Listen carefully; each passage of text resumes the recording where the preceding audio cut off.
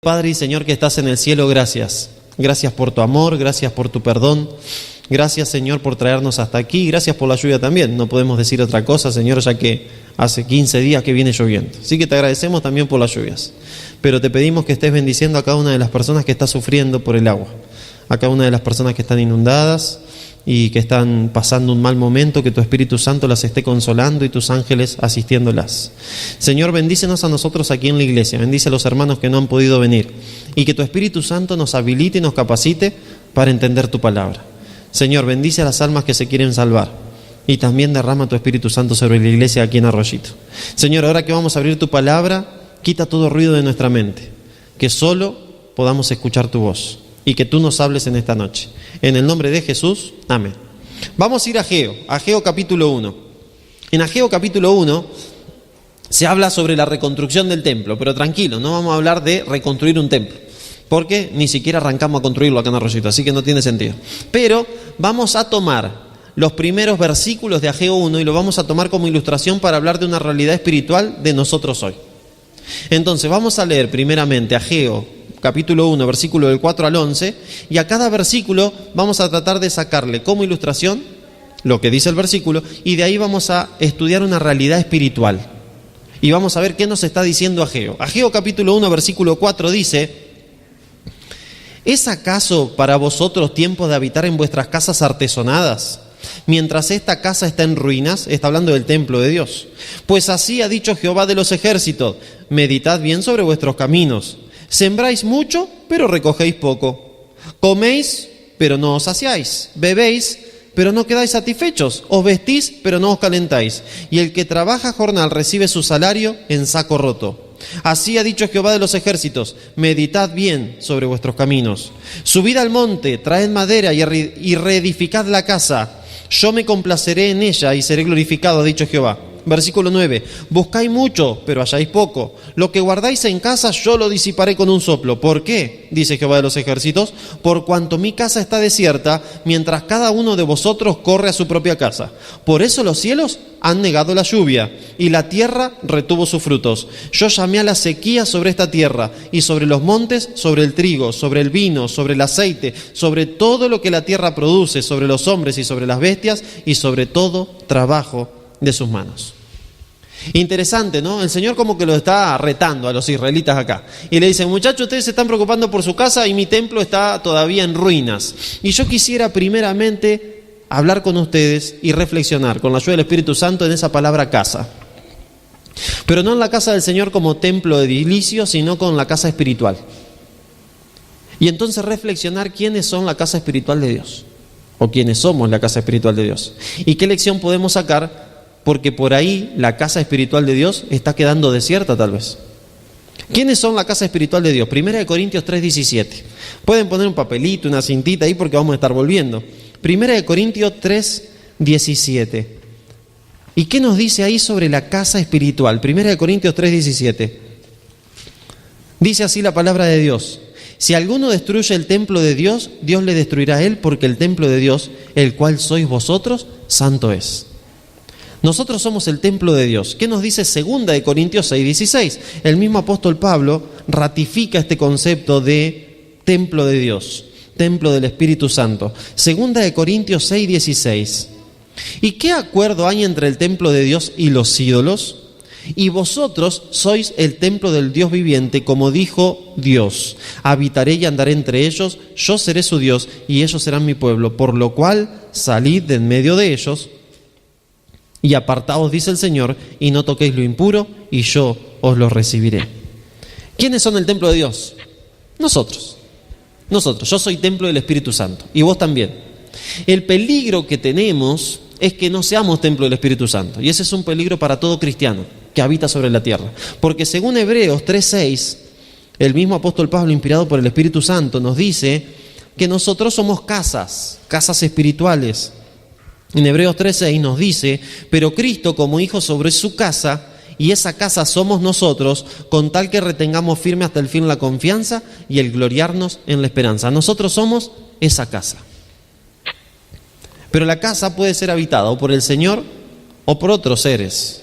Y entonces yo creo que lo que tenemos que analizar en nuestra vida, primeramente, es si mi casa la está habitando el Señor. No la casa donde vivo, sino mi vida, mi mente, mi corazón, mi voluntad, mi conciencia. Si el Señor está habitando mi vida. ¿Cómo saber si el Señor está habitando mi vida? Bueno, por mis decisiones, por mis objetivos, por mis sueños. Si el Señor está en mi vida y en mi mente, tendré objetivos de acuerdo a la voluntad del Señor. Si el Señor está en mi vida y en mi mente, tendré objetivos de acuerdo a lo que el Señor sueña para mí. Pero si el Señor no está habitando mi vida, ¿quién la puede habitar? Bueno, vamos a ver, ¿no? A ver qué dice la Biblia. Vamos a ir a Mateo capítulo 12, versículo 43. Mateo 12, 43. Nosotros fuimos hechos casas espirituales, templos del Espíritu Santo. Es interesante este concepto de templo. Yo creo que debe estar escrito y descrito en el libro ese que aparece en Salmo 139, versículo 16. Yo creo que en el cielo ese libro es un libro bien grande donde está desarrollado todo el proyecto ser humano. Cuando David habla en el Salmo 139 que el embrión se forma y dice, y estaban en tu libro escritas todas estas cosas antes de que fueran formadas. O sea que el Señor tiene un libro donde escribió cómo el ser humano iba a ser, en contextura, en química, en genética. Y en eso debe estar escrito cómo el Señor nos creó de tal forma que podemos contener al incontenible. ¿Vieron que Dios dice que nada lo puede contener? No hay nada que se pueda hacer en el universo que pueda contener al Señor. No hay una bóveda de titanio que podamos hacer que lo pueda contener, porque si el Señor se mete ahí, explota la bóveda de titanio. No hay nada que lo pueda contener. Pero nos diseñó de tal forma los seres humanos que Él se puede meter adentro nuestro y nosotros no explotamos. Nos diseñó de tal forma que Él se mete adentro nuestro y nosotros no estallamos y estamos conteniendo al incontenible. Así que yo cuando subo al cielo me voy a ir a la Biblioteca Popular del Cielo y le voy a pedir el libro ese de Salmo 139, 16, le voy a decir, por favor me lo pueden prestar. No sé cómo será el préstamo, si uno tiene que pagar. ¿Habrá plata en el cielo? Yo qué sé, bueno. Como sea, le voy a hacer una tarjetita, me voy a hacer socio de la Biblioteca Popular de allá del cielo y le voy a pedir que me presten ese libro. Y entonces ahí voy a chusmear. ¿Cómo puedo yo contener al incontenible? ¿Cómo me diseñó el Señor para eso? Pero, como el Señor me diseñó con una capacidad interesante de contener al incontenible, después del pecado, mañana vamos a estudiar qué pasó con nosotros después del pecado y cómo resolverlo. Después del pecado, puedo contener al incontenible o puedo contener otros seres. Y esos seres son seres angelicales, seres espirituales. Los ángeles son espíritus, según el libro de Hebreos, espíritus ministradores. Pero hay un grupo de los ángeles, una tercera parte, según Apocalipsis, capítulo 12, versículo 2, versículo 3, una tercera parte de los ángeles del cielo que se transformaron ¿en qué? En demonios, en seres que lo único que buscan es destrucción. Y entonces esos seres también pueden llegar a habitar en un ser humano, como casa espiritual. Y entonces ahí, en Mateo capítulo 12, no vamos a hacer un análisis de esta parábola, simplemente vamos a mirarla y decir dos o tres cosas. Dice lo siguiente la palabra de Dios. 43. Cuando el espíritu impuro sale del hombre, anda por lugares secos buscando reposo y no lo halla. Entonces dice, volveré a mi casa de donde salí. Cuando llega la halla desocupada, barrida y adornada. Entonces va y toma consigo otros 7 espíritus peores que él, y entran y habitan allí, y el estado final de aquel hombre viene a ser peor que el primero. Así también acontecerá a esta mala generación. ¿Qué es un espíritu impuro? Un demonio. ¿Y qué dice? ¿Dónde habitaba? En el hombre. ¿Y cómo lo llama el hombre? Su casa. Volveré a mi casa de donde salí. Lo llama casa. Entonces, mi pregunta es, ¿y cuántos demonios se pueden meter dentro de una persona? Debe haber un número, ¿no? ¿Quién sabe? Pero en Marcos capítulo 5 me dice que había un par de endemoniados, ¿no? Y dice que vinieron al otro lado del mar de Galilea, en la región de los Gadarenos, Marcos capítulo 5, versículo 1 en adelante, y me dice que, versículo 6, cuando vio pues a Jesús lejos, corrió y se arrodilló ante él, y clamando a gran voz, dijo, ¿qué tienes conmigo, Jesús, Hijo del Dios Altísimo? Te conjuro por Dios que no me atormentes, porque Jesús le decía, sal de este hombre, espíritu impuro. Jesús le preguntó, ¿cómo te llamas? Y el demonio respondió, Legión me llamo, porque somos muchos. En el contexto en que se encuentra Jesús, siglo I a.C., una legión romana tenía entre 6.000 y 6.500 soldados. Mucho, ¿no? Así que ¿cuántos demonios tendría el tipo este adentro? Yo no sé. Pero se había puesto un nombre de legión. Y la legión ya estaba caracterizada por un número específico en ese momento. Bueno, después de ahí salieron y se fueron a 2000 chanchos, ¿no? A 2000 cerdos. Y los cerdos, ustedes saben, se desbarrancaron, se murieron todos y lo echaron a Jesús de aquel lugar. La cuestión es, mis hermanos y amigos, que nosotros tenemos que estar seguros de darle nuestra vida a Cristo Jesús para que sea el único que la habite. Porque no podemos correr riesgos en la gran lucha que tenemos en este planeta. Porque en la lucha espiritual en la que nos encontramos, el camino del bien es uno y el camino del mal es otro, como vamos a ver ahora. Y normalmente nos imaginamos que el camino del bien va para un lado y el camino del mal va hacia el otro lado opuesto. Y no es así. La senda del bien está pegadito a la senda del mal. Están una al lado de la otra. Es fácil confundirlas. Y si nosotros no estamos enfocados, no estamos analizando espiritualmente lo que nos está pasando, por ahí podemos estar caminando pensando que estamos en la senda del bien y estamos en la senda del mal. Como le pasó a un montón de cristianos a través de la historia de la humanidad. Como le pasó a algunos escribas y fariseos en el mismo capítulo 12 de Mateo, que están discutiendo con Jesús pensando ellos mismos que están en el camino del bien y están en el camino del mal. Y ellos, pensando que están en el camino del bien, le dicen a Jesús que tiene el espíritu del demonio. Y tristemente son ellos los que tienen el espíritu del demonio. Entonces, ¿qué tenemos que pensar, mis hermanos? Yo soy una casa espiritual. ¿Cómo hacer para que Cristo me habite? Dándole los derechos para que Él lo haga. En mayo vamos a hablar, toda la semana especial de mayo va a ser sobre los derechos legales. Y ahí vamos a ver cómo darle derecho a Jesús y a veces cómo le damos derecho a los otros seres que nos quieren habitar. Pero no es el tema de esta noche. ¿Pero qué hacer? Todos los días, cuando me levanto, decirle: Señor, yo quiero que tú habites en mí. Espíritu Santo, te doy el derecho para que habites en mí. Padre, envía al Espíritu Santo que habite en mi mente, que habite en mi corazón. Te entrego mi voluntad en tus manos. Porque nuestra voluntad, tristemente, mis hermanos, es frágil. Ninguno tiene el correcto uso de la voluntad, ninguno de nosotros.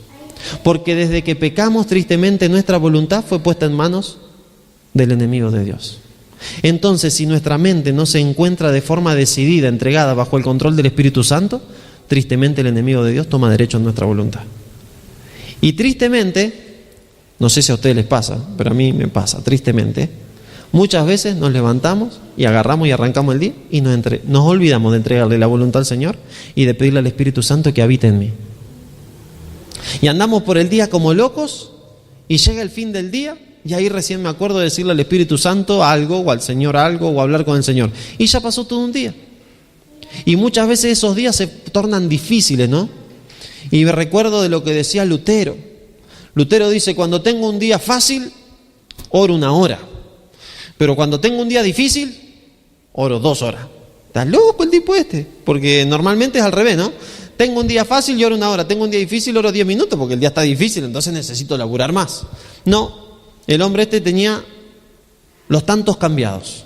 Él decía: necesito orar más tiempo para que el Señor me dé la capacidad para soportar el día difícil. Y entonces, un contador que le diría: pero si vos oras más tiempo, vas a tener menos tiempo para hacer lo que te requiere el día difícil. Pero con los ojos espirituales, Lutero decía: pero yo con ese poco tiempo, con toda la capacidad que obtengo del Señor, en menos tiempo hago más de lo que haría con más tiempo sin esa capacidad. Quedó como un trabalengua, pero ustedes entendieron, ¿no es cierto? Entonces, ¿qué hacer, mis hermanos? Entregar nuestra voluntad todos los días en las manos del Señor. ¿Qué hacer?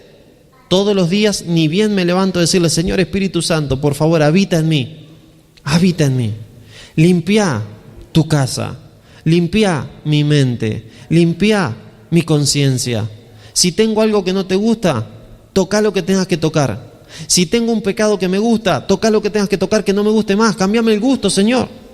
Si tengo algo que sé que tengo que hacer, pero no me dan ganas, Señor, toca lo que tengas que tocar, cambia los cables que tengas que cambiar, haz el programa que tengas que hacer, pero por favor que me empiece a gustar.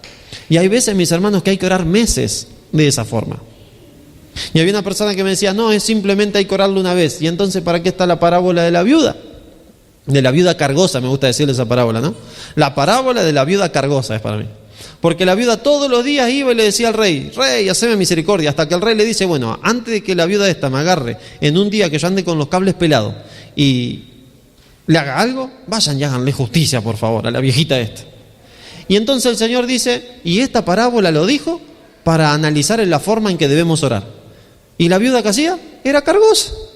Entonces yo, tomándome de esa parábola, le pido perdón al Señor, pero le abollo los oídos al Señor con mis pedidos.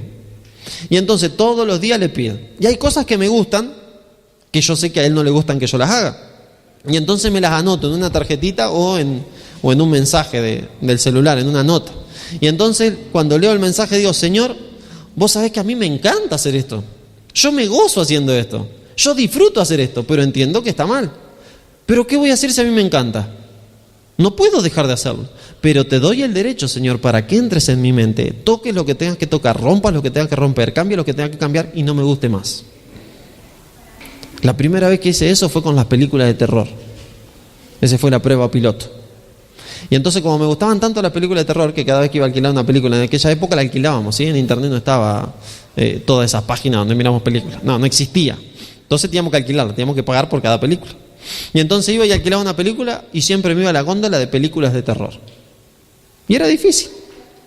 Y sabía que al Señor no le gustaba. Y sabía que estaba mal, porque había muchas películas que estaban contaminando mi mente por medio de el oído y por medio de la visión también.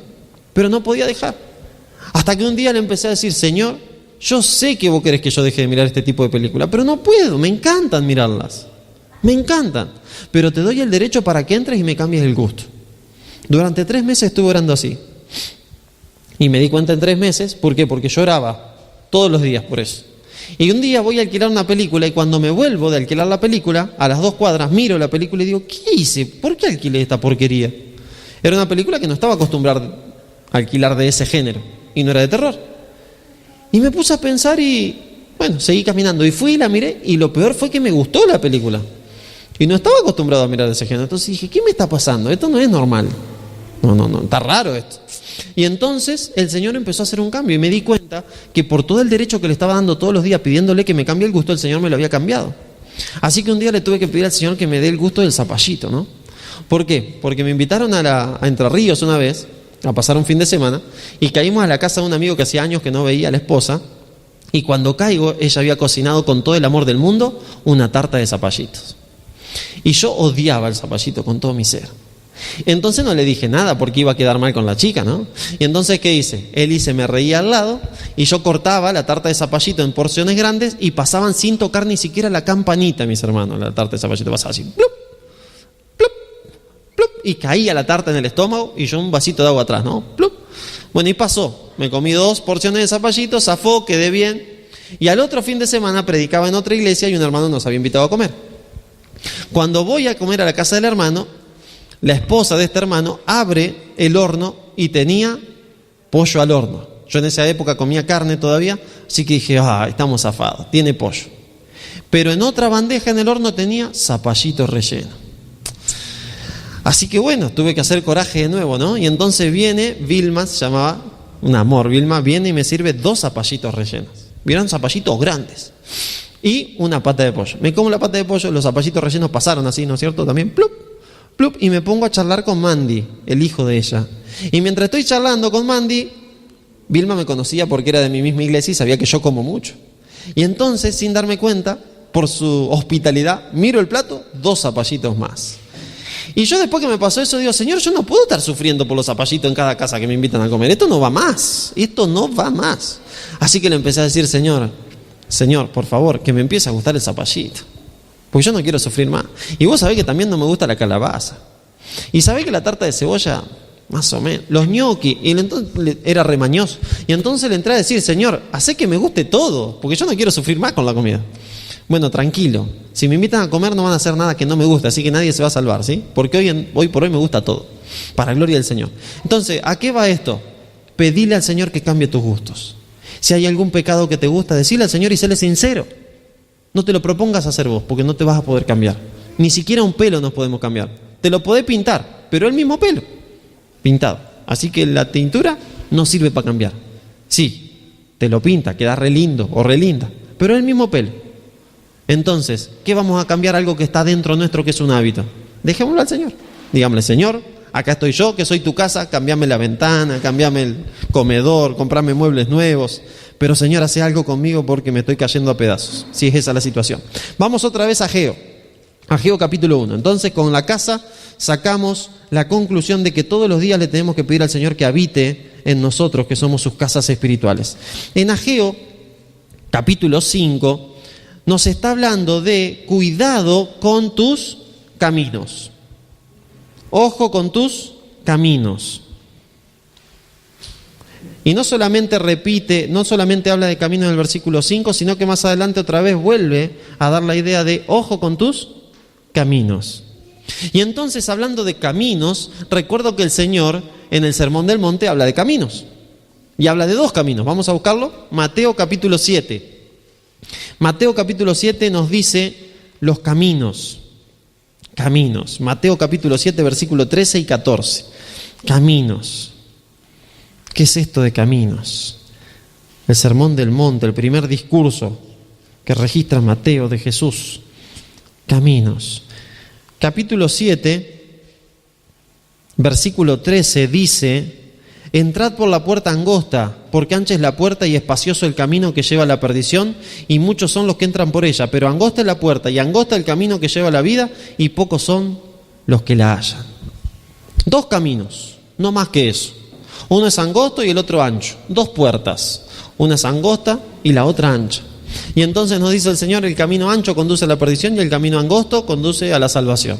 La idea es que prestemos atención en los caminos. Pero bueno, esta para generalidad me sirve, ¿no? Pero no me está describiendo el camino. Entonces vamos a buscar algún otro versículo que me describa un poco mejor el camino. ¿Les parece? Vamos a ir a Salmos. A Salmos. Ya sabemos por palabras de Jesús que hay dos caminos. No hay más que eso. No hay un tercer camino, no hay un cuarto camino, no hay un camino aleatorio, no hay una ruta que desvíe, no hay un atajo, no, hay solamente dos caminos. Y en el Salmo capítulo 1, versículo 1, me habla también de un tipo de esos caminos. Y me dice el Salmo capítulo 1, versículo 1, feliz, bienaventurado, el varón que no anduvo en consejo de malos, ni estuvo en camino de pecadores, ni en silla de escarnecedores se ha sentado. Si me dice que es bienaventurado el que no estuvo en camino de pecadores, ¿el camino de pecadores es el ancho o el angosto? El ancho. Así que sabemos que el camino ancho es el camino por el que van todos los pecadores. Todos los pecadores. Vamos a buscar el Salmo 32, versículo 8. Salmo 32, 8. 32, 8. Te haré entender y te enseñaré el camino en que debes andar. Sobre ti fijaré mis ojos. Y nos sigue diciendo: no seas como el caballo o como el mulo sin entendimiento, que han de ser sujetados con cabresto y freno, porque si no, no se acercan a ti. El Señor nos dice: no seas como un caballo que te tengo que poner un freno. Yo no te voy a estar poniendo un freno. Sé mansito. Decime a mí cuál es el camino, pregunta a mí, yo te voy a enseñar cuál es el camino. Entonces la idea podría ser: bueno, Señor, está bueno esto de que haya dos caminos, pero ¿cuál es el camino bueno? ¿Cuál es el camino angosto? Porque cuando yo estoy viviendo en mi día normal, no encuentro, cuando estoy hablando con una persona, dos caminos, encuentro palabras. Entonces, ¿cuáles son el camino angosto para esas palabras? Cuando me encuentro en una situación que voy por la calle manejando y viene una persona atolondrada y casi me choca, no me encuentro con dos caminos para caminar, me encuentro con una situación. ¿Y dónde está el camino ancho y dónde está el camino angosto? Cuando estoy en mi casa y hay un problema del tipo que sea y tenemos una discusión o un cambio de opiniones, no me encuentro con dos caminos, me encuentro con una situación de diferentes opiniones. ¿Dónde está el camino ancho y dónde está el camino angosto? Y la Biblia sigue hablando. Salmos, capítulo 37, versículo 5, dice lo siguiente, Salmo 37, 5, encomienda a Jehová tu camino, confía en Él y Él hará. Y el versículo 34 del mismo Salmo dice: espera en Jehová, guarda su camino, y Él te exaltará para heredar la tierra. Cuando sean destruidos los pecadores, lo verás. Salmo 119, 32. Salmo 119, 32. Fíjense lo que dice este salmo. Salmo más largo de la Biblia, ¿no? Y el libro que contiene el capítulo más largo de la Biblia también es Salmo, porque el 119 es el capítulo más largo. Por el camino de tus mandamientos correré, cuando alegres mi corazón. Interesante, ¿no? Entonces, ¿cuál es el camino bueno y cuál es el camino malo? ¿Cómo hacer en una situación diaria de tu vida y de mi vida para consagrarme al 100% al Señor, para saber cuál es el camino? Bueno, Pedro también nos analiza los caminos.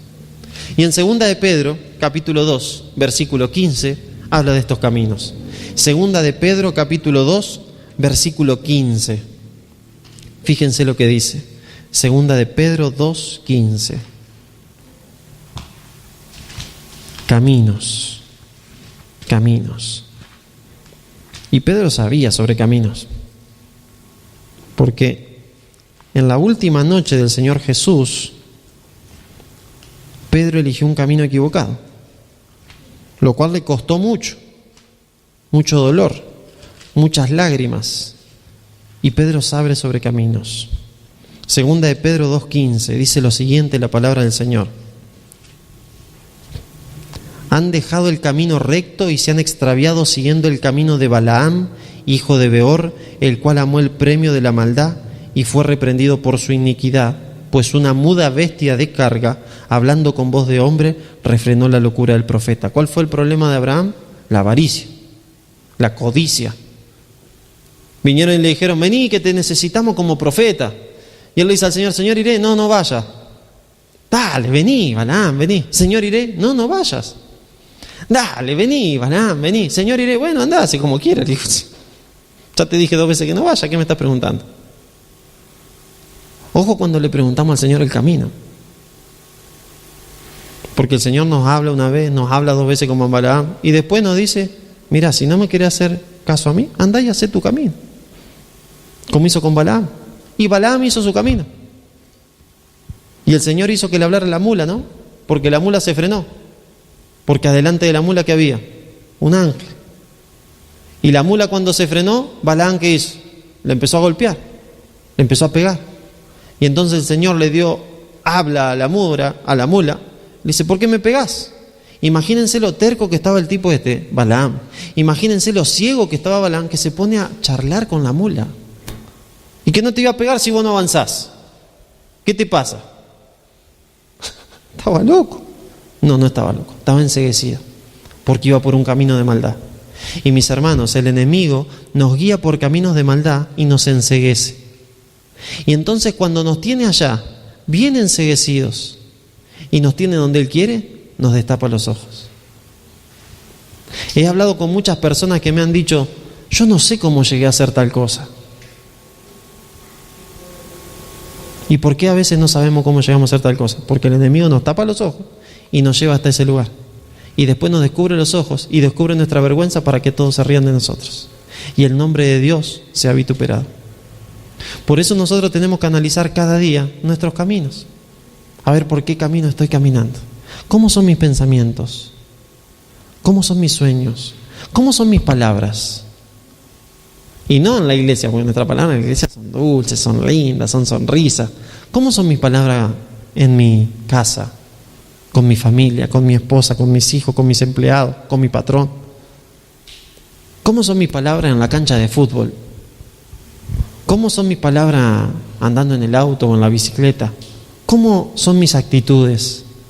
¿Cómo es mi actitud cuando alguien me cuenta un chiste que sé que está ofendiendo a Dios? ¿Me río para no quedar mal con la persona y ofendo a Dios?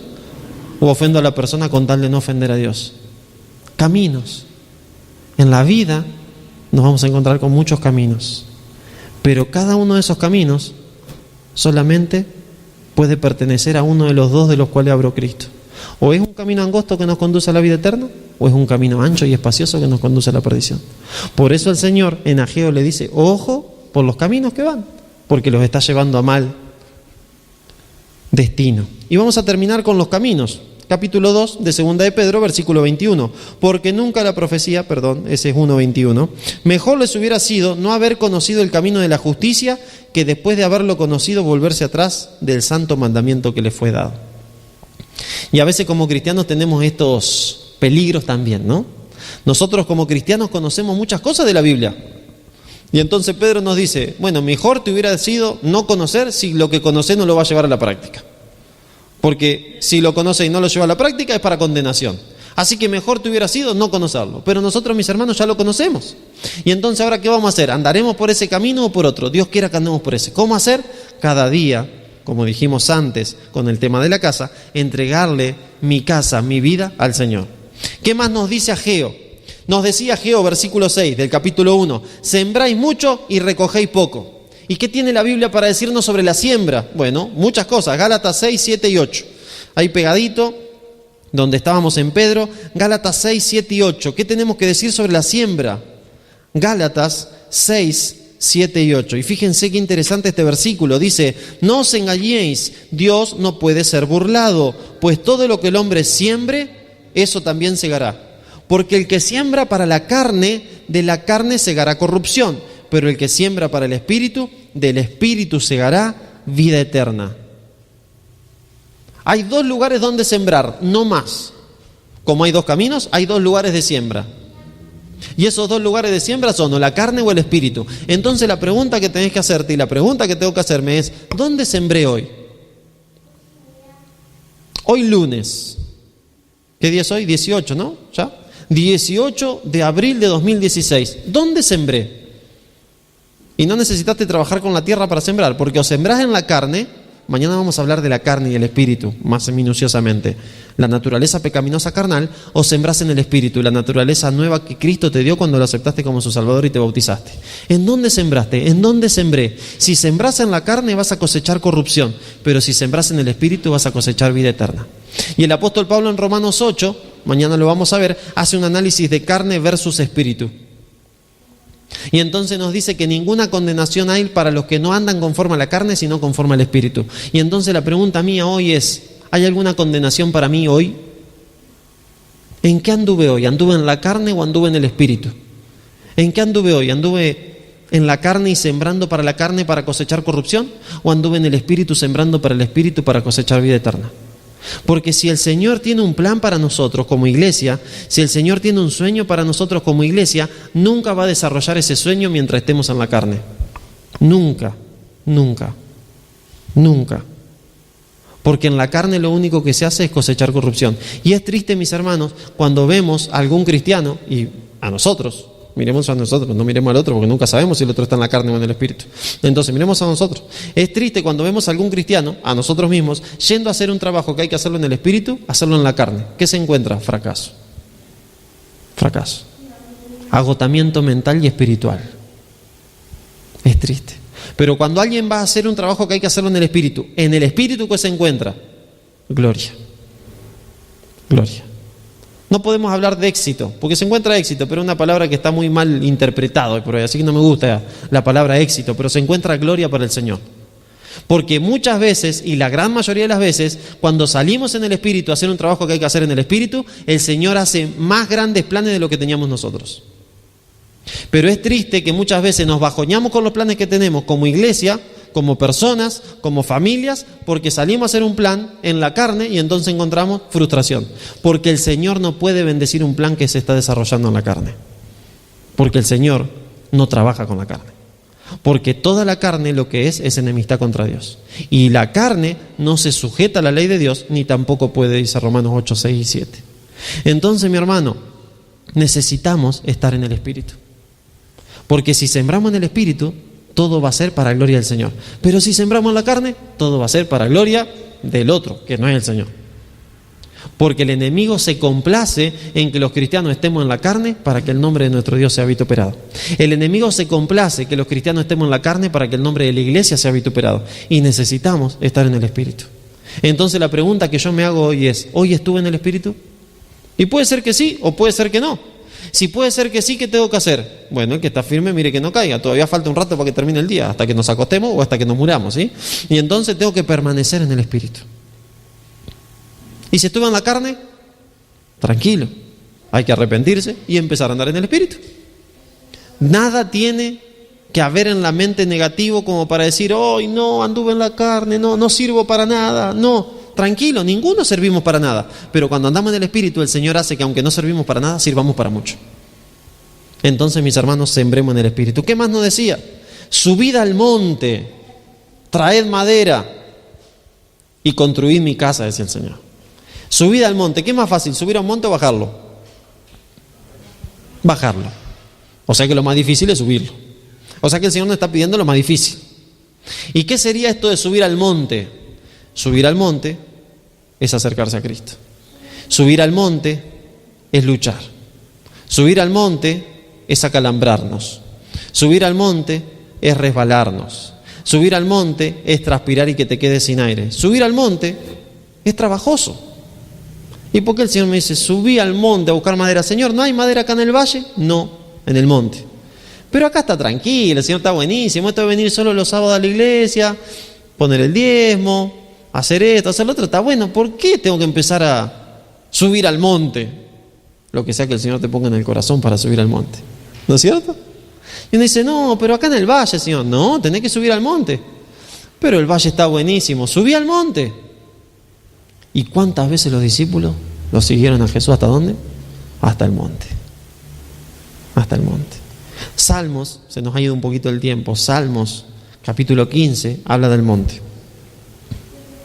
Y entonces hay una pregunta con la que comienza Salmos 15 que dice, Señor, ¿quién habitará en tu tabernáculo? ¿Quién morará en tu monte santo? Porque nosotros en la vida cristiana vamos camino hacia un monte, hacia el monte de Sión. Y entonces el Salmo 15 sigue diciendo, ¿quién habitará en tu monte santo? El que anda en integridad y hace justicia. Es interesante, porque la integridad, como veíamos el sábado en el sermón del sábado, está en decadencia. Pero dice que el que suba al monte de Sión es el que anda en integridad. El que habla verdad en su corazón, el que no calumnia con su lengua, ni escucha, ni recibe reproche alguno contra su vecino. El que su dinero no lo da usura, ni contra el inocente admite cohecho. Y sigue diciendo el Salmo, el que hace estas cosas no resbalará jamás. Necesitamos, mis hermanos, esforzarnos para subir al monte, consagrarnos cada día. Y vamos a ver lo último. Lluvia, Joel 2:23. Bueno, no se me asusten, acá hace 15 días que viene lloviendo, tenemos rutas inundadas, tenemos ciudades inundadas, pero esta es una lluvia distinta. Esta es una lluvia distinta. Joel, capítulo 2, versículo 23. Otro profeta menor. Es interesante que los profetas menores, si nosotros nos ponemos a estudiarlos, vamos a ver que tienen una característica. Todos ellos hablan del día de Jehová. Y todos ellos describen ese día de Jehová. Y cada uno de ellos describe cosas que van a pasar antes de ese día de Jehová. Y eso sería bueno que lo estudiemos en cada uno de los profetas menores. Y Joel 2:23, hablando también del día de Jehová, y antes de que venga el día de Jehová, nos dice que vosotros también, hijos de Sión, alegraos y gozaos en Jehová vuestro Dios, porque os ha dado la primera lluvia a su tiempo, y hará descender sobre vosotros lluvia temprana y tardía como al principio. Había 2 épocas de lluvia en el pueblo de Israel. La lluvia temprana preparaba el terreno y le daba fuerza a la planta. La lluvia tardía era la última que le terminaba de dar fuerza para que termine de fructificar. Nosotros necesitamos la lluvia del Espíritu Santo. Nosotros necesitamos de ese ser infinito, incontenible, el cual quiere que nosotros lo contengamos, porque para eso nos diseñó. Necesitamos de ese poder, mis hermanos, para terminar de hacer la obra que Dios nos encargó. Acá en Arroyito tenemos, ¿cuánto? ¿25.000 personas? ¿30.000 personas? ¿Necesitamos poder? Necesitamos poder, si no, ¿qué podemos hacer nosotros? Nada. En la carne, ¿qué podemos hacer? Nada. Pero imagínense que tengamos poder del Espíritu Santo. Cuando hay poder del Espíritu Santo, mis hermanos, las cosas cambian. Empiezan a pasar cosas que uno nunca pensó. Empiezan a surgir cosas que uno nunca soñó. Y empiezan a pasar locuras que uno nunca se las planteó. Me acuerdo que en un año hicimos una campaña de evangelismo en Santa Fe. Y era una locura. Era una locura. Y el Señor hizo milagros y maravillas. Hizo cosas tremendas. ¿Por qué? Porque simplemente creímos en Él. Porque simplemente reconocimos que no éramos nada y que necesitamos una consagración. Porque simplemente cada uno eligió un día para ayunar y orar. Porque simplemente nos consagramos. Porque simplemente nos unimos. Y el Espíritu Santo en nosotros arregló las diferencias que teníamos los miembros de iglesia con los otros.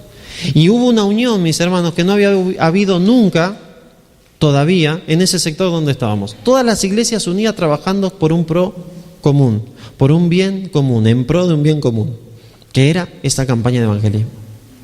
Y le voy a contar una nomás. Ustedes saben que teníamos que alquilar un salón. Y no teníamos un mango, como es normal, ¿no? Y entonces teníamos que alquilar un salón, y la idea del salón era que sea lindo, que sea etcétera, etcétera. Y entonces había una chica que estaba encargada de alquileres. Entonces me llama un día y me dice: Paul, ya tenemos un salón, pero para señalarlo necesitamos 1.300 pesos. 2.500 pesos necesitamos. 2.500 pesos. La de 1.300 era otra cosa. Y entonces me dice: ¿y qué vamos a hacer? Porque no tenemos un peso. Tranquila, le digo yo, no te hagas problema, que va a aparecer la plata. Va a aparecer la plata. Corto con ella, yo la estaba dejando tranquila nomás. Y se me empezaron a caer los lagrimones y me enojé. Y estaba justo en mi casa y me tiré en mi cama, arrodillado, y le decía: Señor, ¿y para qué no embalaste con esto si ahora no tenemos un mango para señalar el salón? ¿Y ahora qué vamos a hacer, Señor? Si no sabemos lo que vamos a hacer. ¿Y ahora de dónde vamos a sacar la plata? Y en ese momento el Señor me puso un pensamiento en la mente: mandale mensajito a los hermanos de iglesia y pedirle que oren por la plata. Bueno, está bien, dejé de orar, agarré el celular y empecé a mandar mensajito a todo hermano de iglesia que tenía en el celular. Le tiré un mensajito: oren por favor, porque para el evento Dios te busca, necesitamos tanta plata para alquilar el Señor y para señalar el salón, porque si no, hay 2 haciendo cola que hoy al mediodía se lo alquilan. Y eso eran las 8:30 de la mañana. Entonces mando el mensajito. Termino de mandar el mensaje a todos, dejo el celular y sigo peleando con el Señor. Entonces cierro mis ojos y otra vez le digo: Señor, ¿pero para qué? ¿Y ahora y cómo vamos a hacer? ¿De dónde vamos a sacar plata? Yo no tengo plata. Tenía 100 pesos, 200 pesos. Era 2010. A lo que el Señor agarra y me empieza a sorprender, porque mientras estaba peleando con él en oración, suena el celular. Y entonces digo: permiso, Señor, voy a chusmear a ver quién me está contestando. Entonces agarro el celular y miro, y era un hermano de iglesia de Córdoba, de acá de Suspago, de Córdoba, que me decía: Paul, tengo 1.000 pesos, dame una cuenta que te lo deposito en 15 minutos. Y yo: no puede ser, es una locura esto, 1.000 pesos, gloria a Dios. Y mientras estaba leyendo el mensaje de este hermano de Córdoba, me suena el celular. Era un hermano de Santa Fe, al cual le había mandado un mensaje. Es interesante, porque a ese hermano yo no le iba a mandar el mensaje, porque no tenía relación con él. Lo tenía porque tenía ahí, no sé de dónde había sacado el número de él, y ahí estaba. Y cuando pasé, digo: no tengo confianza con este hermano. Y como que el Señor me decía: mandale. Y yo digo: no, el primer mensaje que le iba a mandar a la vida iba a ser para pedirle que ore por plata. Y bueno, se lo mandé, ¿no? Y ese me manda un mensaje mientras estaba leyendo el del cordobés. Y cuando llega el mensaje de este me decía: Paul, tengo toda la plata, ¿dónde te encuentro? Digo yo: no puede ser, no puede ser. Ya teníamos 1.000 pesos más de lo que el Señor nos había pedido, el del depósito. Y me manda otro mensaje mientras estaba leyendo eso y me dice: Paul, tengo 300 pesos, ¿dónde te los llevo? Y el Señor es vivo, es inteligente y contesta más de lo que nosotros necesitamos. ¿Por qué? Porque sabía que había un seguro que pagar a la tarde, que si no también perdíamos el salón, y eran los 1.300 pesos de sobra que nos habían quedado de lo que nos habían pedido. Mis hermanos, vimos cosas maravillosas, pero antes de verlas tuvimos que romper con nuestro orgullo. Antes de ver todas esas cosas, el Señor tuvo que hacer bolsa a nuestro orgullo. Tuvo que agarrar un rotomartillo bien grande de eso, no así, sino de esos que rompen. ¿Qué digo así? Tuvo que traer una pala mecánica, ¿no? ¿Vieron de la que trajeron acá para romper la ruta? Y con una de esas tuvo que agarrar nuestro orgullo. Y había diferencias entre hermanos de hacía años que tuvieron que acercarse y decir: che, perdóname por tal cosa. ¿Por qué? Sí, por tal. Y se hacía el que no sabía, no entendía nada. El otro sí que sabía, sí. Habían tenido una discusión hacía años y ahí estaban todavía enfrentados, mirándose con cara de rinoceronte, como decíamos el otro día. Y el Señor tuvo que romper todas esas diferencias. Y es difícil, porque el orgullo nuestro es fuerte y nos duele. Hay veces que nos dolería menos apretarnos un dedo contra la puerta que decirle al otro: che, perdóname. Pero cuando el pueblo de Dios se humilla, por eso Joel capítulo 1, capítulo 2, habla de la humillación. Antes de que el Espíritu Santo sea derramado, tiene que haber humillación. Entonces, vamos a cerrar. ¿De qué nos está hablando Ageo a nivel espiritual? De que necesitamos ser lo que todavía no somos. De que necesitamos el Espíritu Santo. De que necesitamos darle el derecho al Señor para que habite en mi vida, porque yo soy su casa todos los días. De que necesito cada día analizar mis caminos y ver en qué camino estoy caminando. Y que necesito humillarme, que necesito poner en claro mis cuentas con Dios. Por eso, en Isaías capítulo 1, versículo 18, el Señor nos dice: venid y estemos a cuentas. Si tus pecados fueren rojos como la grana, como la nieve serán emblanquecidos. Y si fueren rojos como el carmesí, vendrán a ser como blanca lana. En ese evento vimos también la conversión de algunos inconvertibles. No sé si ustedes en su mente tienen inconvertibles, ¿no? Esto de la convertibilidad espiritual es muy interesante. Yo en mi mente solía tener inconvertibles, ¿no? Le viera a predicar, alguno le viera, pero aquel no se salva más. Ese. Ni que venga un ángel y le diga, no se salva. Que Jesús se le aparezca en visión, no se salva. Es un clavo, está totalmente perdido. Y en mi mente existían los inconvertibles. Hace unos años aprendí que los inconvertibles no existen. Porque aquellos que pensamos que son inconvertibles son los que más les gustan al Señor, ¿no? Son los más duros, eso que son los que el Señor se goza en decir, este que se hace el duro, déjamelo a mí. Y entonces el Señor se goza ablandándolo, ¿no? Ablandándolo. Y así teníamos un tipo que yo lo conocí ya cuando sabía sonreír, pero este no sabía sonreír. Somos muy amigos con esta persona. Es de los pagos del pastor Haroldo. Y él se había criado sin saber sonreír. ¿Saben dónde se aprendió a reír? En la iglesia. Porque hasta que llegó a la iglesia nunca sonreía, siempre serio. Siempre serio. Y parecía un inconvertible. Venían y le regalaban un conflicto de los siglos, lo tiraba. Venían y le regalaban un estudio bíblico, lo tiraba. Venían y regalaban y lo tiraba. Y lo tiraba. Y lo tiraba. Hasta que tanto le hincharon, que le venía y le regalaba y lo tiraba, le venía y le regalaba y lo tiraba, que un día se ve que el Espíritu Santo encontró una puertita, una vetita abierta, un pedacito chiquitito, así que entraba un halo de luz.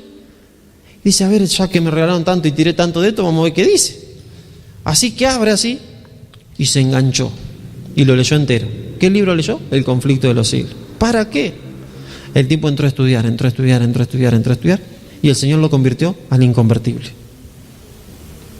Entonces, mis hermanos, ¿qué hacer? Consagrarnos. ¿Les parece que oremos al Señor? Y le pidamos que nos ayude a consagrarnos como nunca antes, que nos ayude a consagrarnos para que acá en Arroyito se vivan experiencias espirituales como nunca antes, para que en nuestra vida personal y familiar vivamos experiencias espirituales como nunca antes. Vamos a ponernos de pie. Vamos a tomarnos un minuto para orar con el Señor, solos, para decirle, Señor, vos sabés que este camino, y vos lo conocés, Señor, ayúdame a cambiar de camino. O decirle, Señor, vos sabés que, viste que estuve sembrando y la tierra que estuve removiendo estaba medio en el límite, ayúdame a sembrar en otro lado. O decirle, Señor, vos sabés que no me gusta mucho subir al monte, tengo las piernas débiles, me canso muy rápido, pero dame fuerza espiritual para subir. Lo que sea que le tengamos que decir, digámoslo en oración. Vamos a tomar un minuto y después yo voy a orar para cerrar el programa.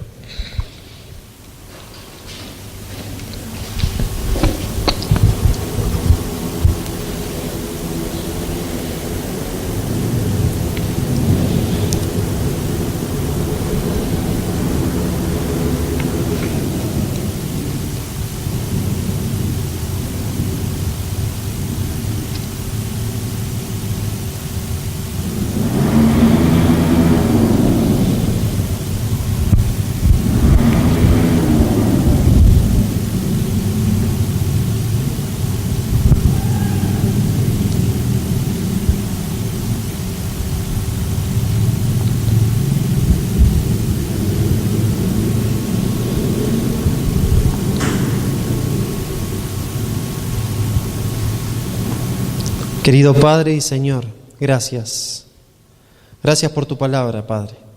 Gracias porque encontramos en tu palabra que tú requieres y quieres una conversión de parte nuestra.